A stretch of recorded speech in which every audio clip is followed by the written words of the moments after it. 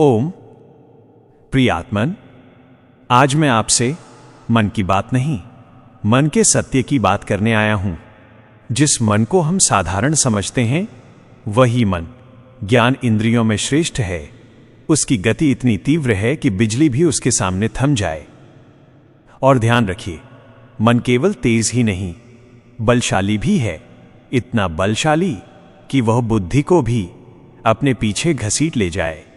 आज मानव का सबसे बड़ा भ्रम क्या है कि वो कहता है मैंने मन को वश में कर लिया है। अरे, बाहर से संयम दिखा देना मन पर विजय नहीं होती। मन भीतर बैठा अब भी इच्छाओं को सींच रहा होता है। सुनिए, मन का स्वभाव है आनंद पाना। जहां आनंद दिखा, मन वहीं दौड़ा। आप जो भी कर रहे हैं, धन कमाना हो, सम्मान पाना हो, ज्ञान जुटाना हो या भक्ति करना हो, अंततः लक्ष्य एक ही है, आनंद। लेकिन संसार का आनंद क्षणिक है। आज मिला, कल समाप्त। मन कुछ पल तृप्त होता है और फिर नई भूख लेकर दौड़ पड़ता है। और यही तृष्णा इंद्रियों को उकसाती है, जा विषयों को पकड़।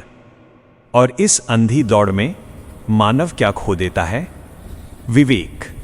यही कारण है कि मनुष्य ऐसे कर्म कर बैठता है जो भविष्य में दुख का कारण बनते हैं।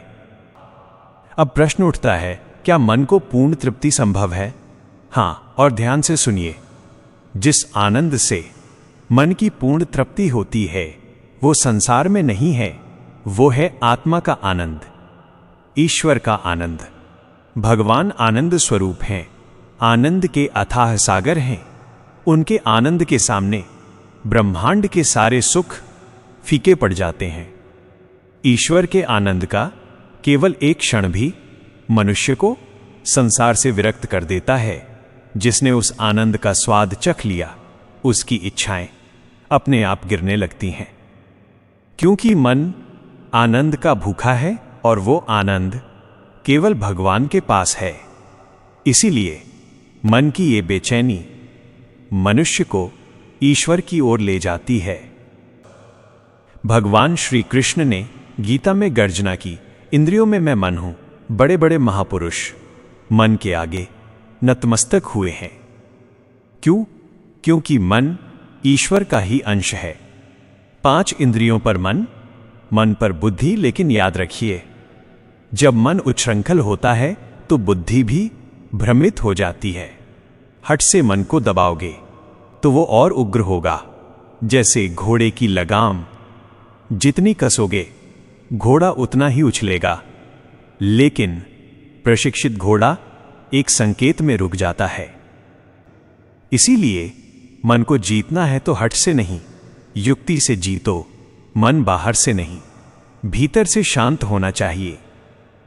और मन को पूर्ण रूप से शांत करने का एक ही उपाय है, ईश्वरीय आनंद की प्राप्ति। और उस आनंद के लिए ईश्वर की शरण अनिवार्य है।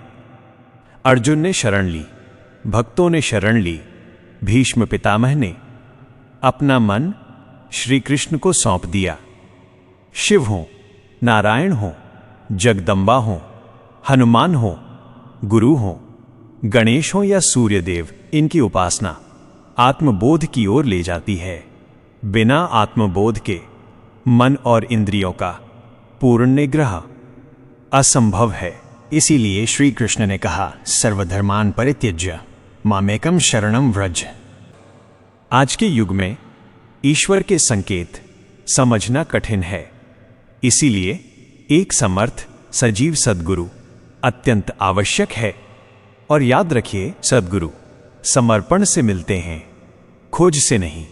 पूर्ण समर्पण, जहां आप कह सकें, हे प्रभु, ये मन, ये बुद्धि, ये शरीर सब आपका है। ये मार्ग कठिन है, लेकिन यही मुक्ति का मार्ग है। ये मार्ग मृत्यु से भी नहीं डरता।